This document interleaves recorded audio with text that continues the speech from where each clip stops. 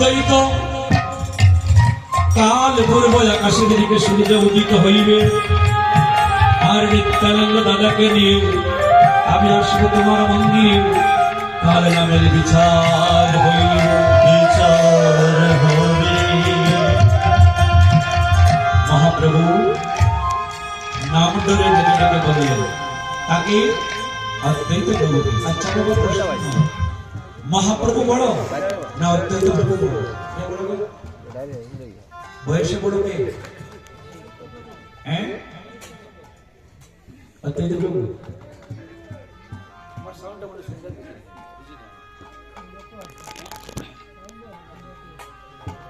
অদ্বৈত প্রভু বড়। কত দিনে বড়? 2-3 বছরে বড় হবে তাই তো? হ্যাঁ 2-4-5 বছরে বড় হবে। কত বছরে বড় হবে? প্রশ্ন নয় রাধে। কে বলছে? রাধে। প্রণাম দাদা।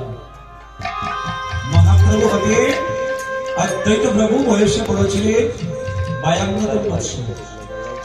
সেই 52 বৎসরের বুড়ো মশাই কি আমার গৌর হরি আজ নাম ধরে ডেকে ডেকে বলছে অদ্বৈত তুমি না গিয়েছিলে সুরেন্দ্র গঙ্গার তীরে তুমি না নামে পর্যন্ত জলে নেমে বলেছিলে হে গোলকের হরি একবার এসে দেখে যাও আজ তোমার কলিহত জীবন কেমন দশা করি।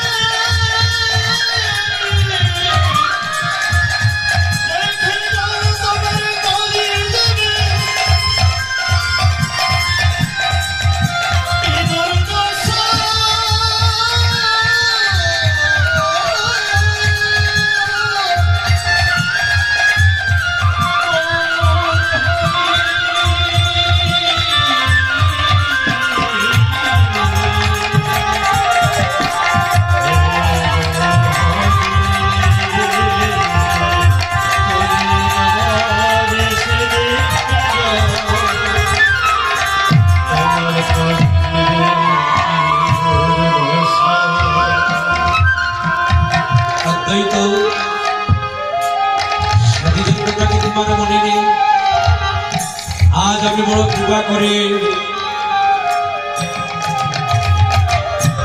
আমার দাদা নিত্যানন্দ প্রভুকে নিয়ে আসছি তোমার মন্দিরে এমন সুস্বপ্ন দেখি অদ্বৈত প্রভু আর বিশ্রামে থাকতে পারে না। বিশ্রাম হতে জেগেই বিশ্রাম ব্যক্তি সীতা ঠাকুরের কেটে কেটে বলছে সীতা যাহার কারণে বাড়িতে আমার শুভ আগমন হইল যাহার কারণে এই কলিতে আবার তোমার জন্ম হইল আমার সেই গোলকের হরি আমার গোলকের নাথ বৈকুণ্ঠ বিহারী আজ বড় কৃপা করে আসছে আমার মন্দিরে।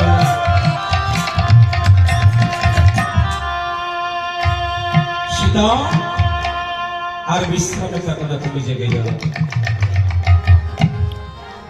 অদ্বৈত প্রভু সীতাটাকে ডাকতে লাগলেন আমি সুস্বপ্ন